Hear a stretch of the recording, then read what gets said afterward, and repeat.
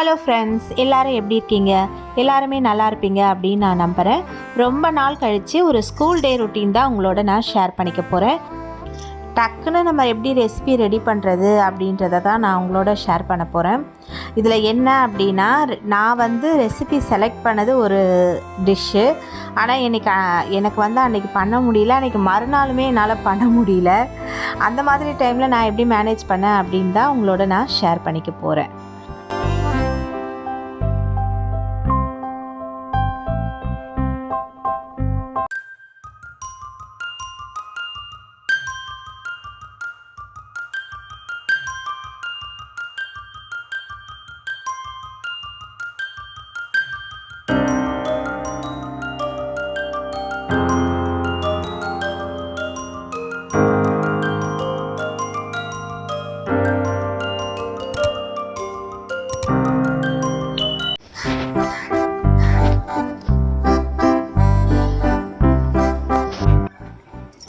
மீஷோவில் container box order போட்டிருந்தேன். அதுதான் வந்திருந்தது.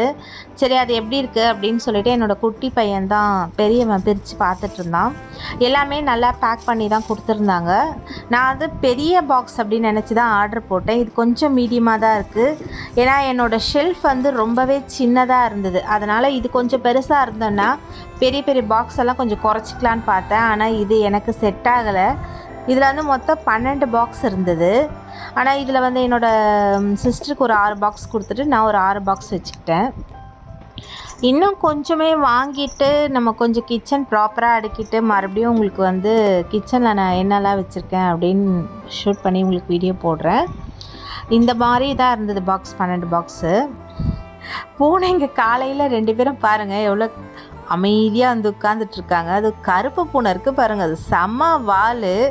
இவர் வீட்டுக்குள்ளேயே தான் விளையாடுவார் தோட்டத்தில். ஆனால் இவர் மட்டும் வெளியில் பிளாக் பூனை பார்த்திங்கன்னா தோட்டத்தையும் தாண்டி அண்ணாண்ட சைடு ஓடிடும். காலையில் இன்னும் விடியல, அதனால் குட்டீஸ் நல்லா தூங்கிட்டுருக்காங்க. நான் என்ன பிளான் பண்ணேன் அப்படின்னா, மீல் மேக்கர் பிரியாணியும் இட்லியும் சட்னியும் கார சட்னி பண்ணலாம் அப்படின்னு தான் பிளான் பண்ணேன். ஆனால் நான் எழுந்ததுலமோ சீக்கிரமாக எந்திரிச்சிட்டேன். நான் செஞ்சு முடிக்கிறதுக்குள்ளேயே டைம் மடமடன் ஓடிடுச்சு. அதனால் என்னால் கரெக்டாக ரெடி பண்ண முடியல. அதனால் நான் வெறும் பசங்களுக்கு பார்த்திங்கன்னா இட்லியும் கார சட்னியும் தான் பண்ணேன். அதுக்கப்புறம் மத்தியானமாக அதை பண்ணிக்கலாம் அப்படின்னு பிளான் பண்ணப்போ, சரி மறுநாளே பண்ணிக்கலாம், 1 pot மீலாக பண்ணிக்கலாம் அப்படின்னு சொல்லிட்டு அன்றைக்கி காலிஃப்ளவர் குருமா வச்சு சாதம் வடித்து அன்றைக்கி நான் ஸ்டாப் பண்ணிக்கிட்டேன்.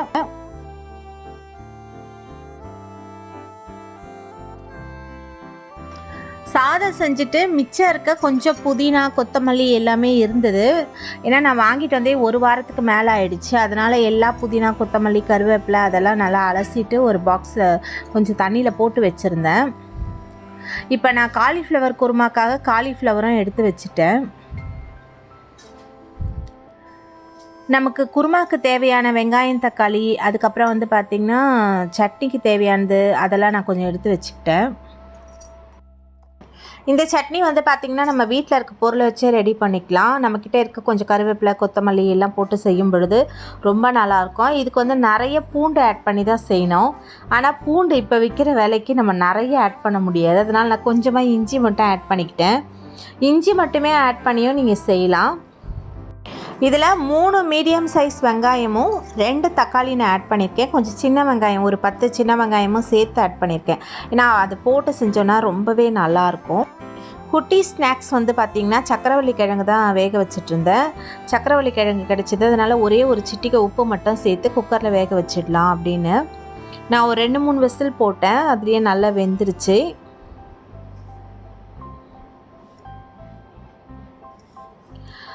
இந்த சட்னிக்கு பார்த்திங்கன்னா நான் கடலைப்பருப்பும் உளுத்தம்பருப்பும் ஒரு 4 ஸ்பூன் சின்ன ஸ்பூன் ஆட் பண்ணியிருக்கேன். நான் எப்போவுமே சட்னியோடையே சேர்த்து வதக்க மாட்டேன். தனியாக வறுத்து கொரகொரப்பாக பவுட்ரு பண்ணி வச்சுக்குவேன். நீங்கள் இந்த மாதிரி ஒரு தடவை சட்னி செஞ்சு பாருங்கள். ஏன்னா நீங்கள் மொத்தமாக சேர்த்து அரைக்கும் பொழுது என்ன ஆகும் அப்படின்னா, பருப்பும் வெங்காயம் தக்காளியும் ரொம்ப அதிகமாக அரைப்பட்டுரும். அதோடய டேஸ்ட்டும் அந்த அளவுக்கு நல்லா இருக்காது. அதனால் நான் எப்போவுமே பருப்பை கொஞ்சம் கொரகொரப்பாக அரைச்சிட்டு இந்த வெங்காயம் தக்காளி கொஞ்சம் பேஸ்ட்டாக அரைச்சிக்குவேன். அப்போ அது சாப்பிடும் பொழுது பார்த்திங்கன்னா நல்லா டேஸ்டியாக இருக்கும். நான் கடாயில் எண்ணெய் விட்டு கொஞ்சம் லேசாக சீரகம் ஆட் பண்ணியிருக்கேன். அதாவது 1 ஸ்பூன் இருக்கும்னு வச்சுக்கோங்களேன். சீரகம் வேணான்னா நீங்கள் விட்டுடலாம். அதுக்கப்புறம் இஞ்சி ஆட் பண்ணியிருக்கேன், காஞ்ச மிளகாவும் ஆட் பண்ணியிருக்கேன். காரத்துக்கு இஞ்சி போட்டுக்கிறதுனால காஞ்ச மிளகா தான் போட்டேன். சட்னி வந்து நல்ல டேஸ்டியாக இருந்தது. இதோட கூடயே வந்து வெங்காயம் ஆட் பண்ணி நல்லா வதக்கிக்கலாம். வெங்காயம் நல்லா ஓரளவுக்கு வதங்கினதுக்கு அப்புறமா நம்ம தக்காளி ஆட் பண்ணிக்கலாம்.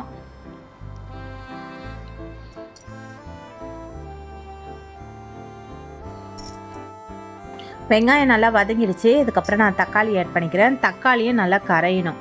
நான் புளி வந்து என்கிட்ட பேஸ்ட்டாக இருந்ததுனால அதையே ஆட் பண்ணிக்கிறேன். தேவையான அளவு உப்பு ஆட் பண்ணிவிட்டு கொஞ்சமாக மஞ்சள் பொடி ஆட் பண்ணிக்கிறேன். ஏன்னா அப்போ தான் கொஞ்சம் கலர்ஃபுல்லாக இருக்கும் அப்படின்றதுனால. இப்போ தக்காளி வந்து நல்லா கரைஞ்சி வதங்கணும். நீங்கள் இதை வதக்கிறதுக்கு முன்னாடியே அரைச்சிட்டிங்க அப்படின்னா டேஸ்ட் அந்த அளவுக்கு நல்லா இருக்காது. அதனால் தக்காளி வந்து நல்லா கரைஞ்சி வதங்கி வர வரைக்கும் நீங்கள் நல்லா வதக்கிக்கங்க. சட்னி ரெடி பண்ணிட்டோம் அப்படின்னா இட்லி ஊற்றுறதுக்கு ஈஸியாக இருக்கும். இட்லி வெந்துடும். அதனால் நீங்களே பார்த்துட்ருக்கீங்களே எனக்கு ரொம்ப இடுக்கமாக தான் இருக்குது. அதனால தான் டைம் ஆகிடுச்சி. நான் இத்தனைக்கும் சீக்கிரமாக தான் எழுந்திரிச்சேன். 4:45 தான் எழுந்திரிச்சேன். ஆனால் கொஞ்சம் டைம் அப்படியே ஓடிப்போச்சு. சில நேரத்தில் நம்ம பிளான் பண்ணி வேலை செய்யும் பொழுதும் சில நேரத்தில் சில சொதப்பல்கள் நடக்கத்தான் செய்யும். அந்த மாதிரி அன்றைக்கி அந்த நாள் வந்து எனக்கு சொதப்பிடுச்சு.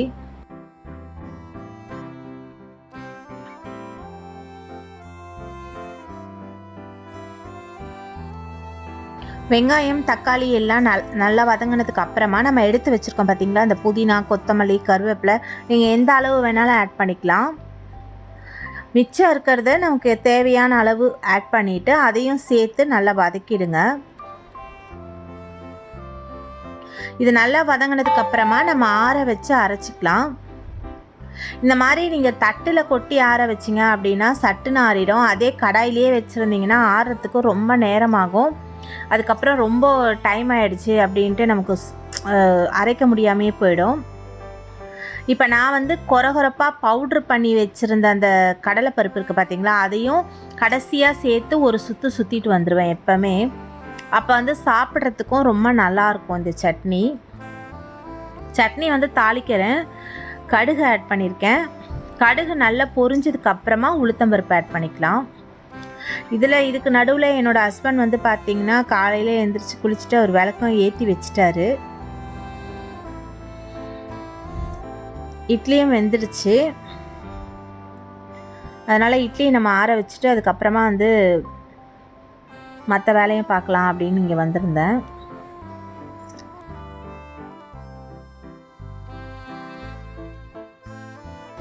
கடுகு நல்லா பொரிஞ்சிடுச்சு. உளுத்தம்பருப்பை ஆட் பண்ணிக்கலாம். கொஞ்சமாகவே ஆட் பண்ணிக்கோங்க. தாளிக்கும் பொழுது தான் சட்னியோட டேஸ்ட் வந்து ரொம்ப நல்லாயிருக்கும். அதனால் கொஞ்சம் காஞ்ச மிளகாவை நான் ஆட் பண்ணிக்கிறேன். மாட்டேங்குது, அதனால தான் உங்களுக்கு பூனையோட சவுண்ட் வந்து கேட்டுகிட்டே இருக்குது. கொஞ்சமாக கருவேப்பிலையும் பெருங்காயமும் ஆட் பண்ணிக்கோங்க. ஏன்னா நம்ம பருப்பெல்லாம் ஆட் பண்ணியிருக்கோம். அதனால் இதெல்லாம் நல்லா பொரிஞ்சு வதங்கினதுக்கு அப்புறமா நம்ம வந்து சட்னி எடுத்து கொட்டிக்கலாம். அதையும் சேர்த்து ஒரு வதக்கி விட்டுட்டிங்க அப்படின்னா சட்னி ரொம்ப நேரத்துக்கு கெட்டு போகாமல் இருக்கும்.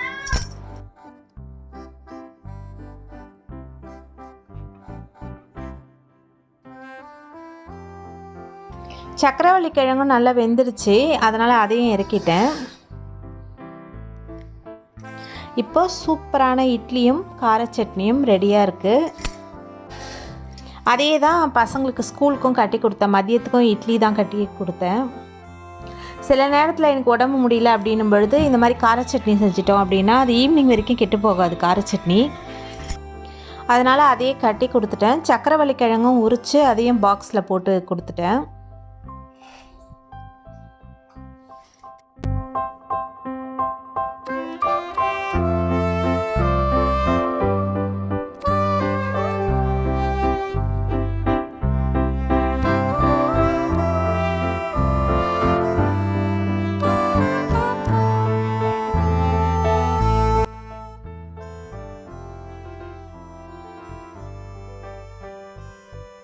டைம் ஆனதுனால நான் வந்து கடகடன் பேக் பண்ணிட்டேன். குட்டீஸ் வந்து ஈவினிங் வந்ததுக்கப்புறம் சாதம் சாப்பிட்டுக்குவாங்க. நாளைக்கு தான் சாதம் ரெடி பண்ண போகிறேன். இருந்தாலும் காலையிலேயே ஊற வச்சிட்டதுனால தண்ணியில் ஊற வச்சிட்டேன். அதனால் அது வந்து நல்லா ஃபுல்லாக அலசி எடுத்துட்டேன். 3 தடவை அலசி எடுத்துகிட்டு நான் மசாலா மட்டும் ஆட் பண்ணி வச்சுக்கிட்டு மறுநாள் தான் செய்ய போகிறேன். ஏன்னா நம்ம மசாலா வச்சுக்கிட்டோன்னாலும் நல்லா ஊறி சாப்பிட்றதுக்கும் நல்லாயிருக்கும். அதனால் நான் கொஞ்சமாக மிளகாத்தூள், மிளகுத்தூள், சோம்புத்தூள், மஞ்சள் தூள், உப்பு, கொஞ்சமாக வந்து பார்த்திங்கன்னா மட்டன் மசாலா, இது எல்லாமே நான் ஆட் பண்ணியிருக்கேன். இது எல்லாமே உங்கள் காரத்துக்கு தகுந்த மாதிரி நீங்கள் ஆட் பண்ணிக்கோங்க. இதெல்லாம் ஆட் பண்ணி தேவையான அளவு உப்பை ஆட் பண்ணிக்கோங்க. கொஞ்சமாகவே ஆட் பண்ணிக்கோங்க, அதிகமாகக்கூடாது. இதோட கூடயே நான் தயிரும் ஆட் பண்ணியிருக்கேன். ஒரு 1/4 கப் அளவு இருக்கும். இதை நல்லா மிக்ஸ் பண்ணிக்கலாம். மிக்ஸ் பண்ணி நீங்கள் ஃப்ரிட்ஜில் வச்சிங்கன்னா இது ஒரு 2 நாள் நல்லாயிருக்கும். 2 நாளைக்கு மேலே நீங்கள் ஸ்டோர் பண்ண முடியாது. நீங்கள் எமர்ஜென்சியாக செய்யணும் அப்படின்னும் பொழுது இந்த மாதிரி நீங்கள் ஊற வச்சுட்டு மறுநாள் கூட டக்குன்னு எழுந்து செஞ்சிடலாம். இந்த பக்கம் வந்து பார்த்திங்கன்னா குட்டி ஸ்கூல் போனதுக்கப்புறம் வீடு இப்படி தான் இருக்குது. இதையெல்லாம் கொஞ்சம் நீட் பண்ணணும். நான் இதெல்லாம் இப்போ ஷூட் பண்ண போகிறதில்ல. மதியத்துக்கு குருமாவே வச்சுக்கிட்டேன். அப்புறம் சாதம், அவ்வளோதான். மறுநாள் வந்து அதே குருமா மிச்சம் இருந்தது. அதை சூடு பண்ணி வச்சுட்டு ஆப்பம் தான் சுட்டுட்டேன். ஆப்பத்துக்கும் குருமாக்கும் சாப்பிட்றதுக்கு ரொம்ப நல்லாயிருக்கும் அப்படின்றதுனால. இப்போ மீல் மேக்கர் பிரிந்திக்கு கொஞ்சமாக நெய் ஆட் பண்ணிவிட்டு அதில் வந்து ஹோல் கரம் மசாலா ஆட் பண்ணிக்கலாம். பட்டை, லவங்கம், ஏலக்காய், பிரிந்தி இலை, ஒரு மராட்டி மொகு, 2 அன்னாச்சி பூ ஆட் பண்ணிவிட்டு சோம்பும் ஒரு 10 மிளகும் ஆட் பண்ணிக்கிறேன். ஏன்னா டேஸ்ட் ரொம்ப நல்லாயிருக்கும் அப்படின்றதுனால. கொஞ்சமாக புதினா கொத்தமல்லி ஆட் பண்ணிவிட்டு நம்ம நீளமாக கட் பண்ணி வச்சுருக்க வெங்காயம் ஆட் பண்ணிக்கலாம். நல்லா இந்த மாதிரி நீளமாக நறுக்கிக்கிட்டீங்க அப்படின்னா சாப்பிடும் பொழுது ரொம்ப டேஸ்டியாக இருக்கும். இதை வந்து நான் இந்த வாழைக்காலம் சீவுவாங்க பார்த்தீங்களா, அதில் தான் சீவி எடுத்துக்கிட்டேன். அதனால் நல்லா மெலிசாக கிடச்சிது. கொஞ்சமாக உப்பு ஆட் பண்ணி இதை வந்து நல்லா கோல்டன் ப்ரௌனாக வதக்கிக்கலாம். நான் வந்து 3.5 கப் அளவு ரைஸ் ஆட் பண்ணியிருந்தேன். ஆனால் இந்த குக்கர் வந்து பத்தலை. அதனால் நான் வேறு குக்கர் மாற்றி தான் செஞ்சேன். இது வந்து பேன் குக்கர். இது வெங்காயம் நல்லா வதங்கினதுக்கு அப்புறமா இஞ்சி பூண்டு பேஸ்ட் ஆட் பண்ணியிருக்கேன். அதையும் சேர்த்து வதக்கிட்டு தக்காளி ஆட் பண்ணியிருக்கேன். நான் 3.5 கப் ரைஸ்க்கு வந்து பார்த்திங்கன்னா நல்ல பெரிய வெங்காயமாக ஒரு 5 வெங்காயமும், மீடியம் சைஸ் தக்காளி 4 தக்காளியும் ஆட் பண்ணியிருக்கேன். அதோட கூடயே உப்பு, மிளகாத்தூள், மஞ்சத்தூள் ஆட் பண்ணியிருக்கேன். எல்லாமே உங்கள் காரத்துக்கு தகுந்த மாதிரியே ஆட் பண்ணிக்கோங்க. இதையெல்லாம் சேர்த்து நல்லா வதக்கிக்கலாம். எப்போவுமே தக்காளி வந்து கொஞ்சம் நல்லா வதங்கணும். தக்காளி ஓரளவுக்கு நல்லா வதங்கி வந்துடுச்சு. இப்போ நம்ம ஊற வச்சுருக்க மீல் மேக்கரையும் சேர்த்து வதக்கிக்கலாம்.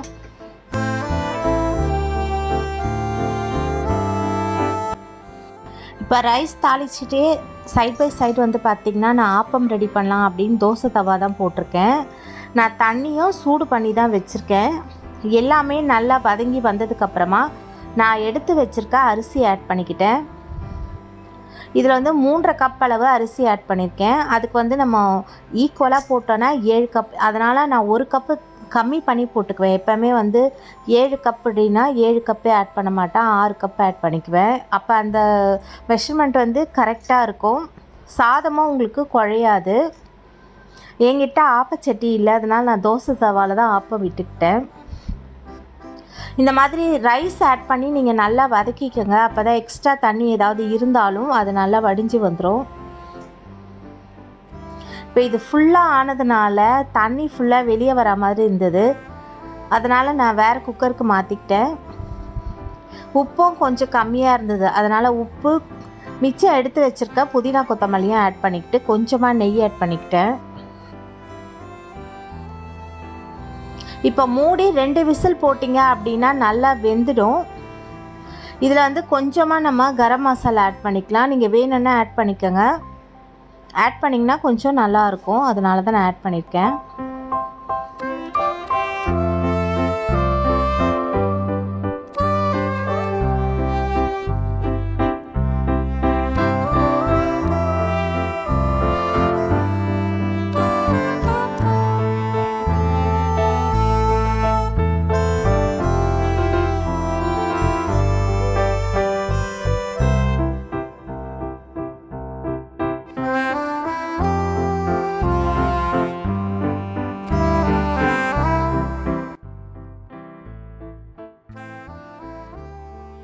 ரைஸ்க்கு வந்து பார்த்திங்கன்னா ஆனியன் ரைத்தா தான் பண்ணியிருந்தேன். தயிர் வந்து நல்லா பீட் பண்ணிவிட்டு வெங்காயத்தை நல்லா பொடியாக நறுக்கி கொஞ்சம் உப்பு போட்டு வச்சுருந்தேன். அதை நல்லா பிழிஞ்சு எடுத்துக்கிட்டு அதில் வந்து நம்ம தயிர் விட்டு ஆட் பண்ணிக்கலாம். இந்த மாதிரி பண்ணிங்கன்னா நல்லா திக்காக கிடைக்கும் ரைத்தா, இல்லைனா கொஞ்சம் தண்ணி விட்ட மாதிரி ஆகிடும். அதையும் எடுத்து வச்சு பேக் பண்ணிக்கிட்டேன். இந்த டிப்ஸ் கூட நான் தெரியாதவங்களுக்காக தான் சொல்கிறேன். ரைஸும் வந்து பார்த்திங்கன்னா நல்லா 2 விசிலுக்கே கரெக்டாக வெந்திருந்தது. நல்லா உதிராக இருக்குது பாருங்கள். நீங்கள் நல்ல பழைய பிரியாணி அரிசியாக வாங்கியிருந்தீங்க அப்படின்னா 2 விசில் கரெக்டாக இருக்கும். இப்போ குட்டீஸ்க்கும் பேக் பண்ணியாச்சு. மிச்ச சாதத்தையும் நான் எடுத்து வச்சுட்டேன். அவங்களுக்கு ஸ்நாக்ஸ்க்கு வந்து சுண்டல் தான் பண்ணியிருந்தேன் அன்னைக்கு. அதையும் சேர்த்தே பேக் பண்ணிக்கிட்டேன். வேலையும் நீட்டாக முடிச்சிட்டேன் நான்.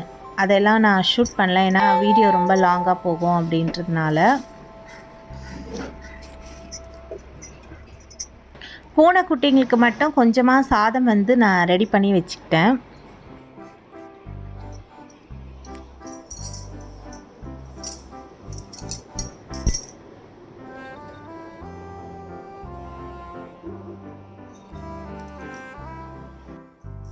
மஞ்சா மஞ்சா மஞ்சுக்குட்டி என்ன செல்லம், கதவு திறக்கணுமா? வெளியே போகணுமா? வெளியே போகணுமா உள்ள போகணுமா? கதவு திறக்கணுமா?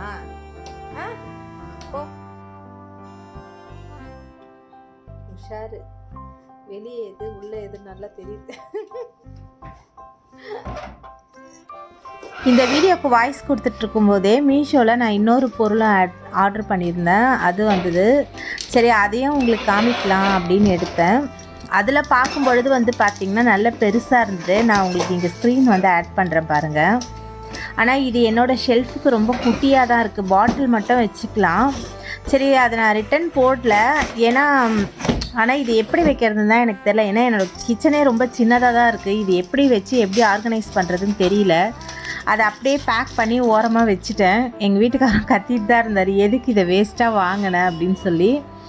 இதோட ரேட்டு வந்து அப்போ நான் வாங்கும்போது 292 ரூபா அப்படின்னு வந்தது ஆஃபரில். அதனால் சரின்னு வாங்கினேன். எனக்கு ஏதாவது யோசனை வந்து நான் வந்து கிச்சன் வந்து ரெடி பண்ணும்பொழுது உங்களுக்கு நான் இதை கண்டிப்பாக வந்து எங்கே வச்சுருக்கேன், என்னென்ன வச்சுருக்கேன் அப்படின்னு உங்களுக்கு நான் காமிக்கிறேன். என்ன ஃப்ரெண்ட்ஸ், வீடியோ பார்த்தீங்களா? இந்த வீடியோ உங்களுக்கு பிடிச்சிருந்தது அப்படின்னா மறக்காமல் நம்ம சேனலுக்கு ஒரு லைக் கொடுத்துட்டு உங்கள் ஃப்ரெண்ட்ஸ் அண்ட் ஃபேமிலி கூட இந்த வீடியோவை ஷேர் பண்ணிக்கோங்க. நீங்கள் பண்ணுற கமெண்ட்ஸ் தான் எனக்கும் கொஞ்சம் மோட்டிவேஷ்னலாக இருக்கும். உங்களுக்கு எந்த மாதிரி வீடியோ வேணும் அப்படின்றதையும் கமெண்ட்ஸில் கண்டிப்பாக சொல்லுங்கள். இன்னொரு யூஸ்ஃபுல்லான வீடியோவில் சீக்கிரமாக நான் உங்களை சந்திக்கிறேன். தேங்க்யூ ஸோ மச் ஃபார் வாட்சிங் friends. Take care. Bye bye. Happy cooking.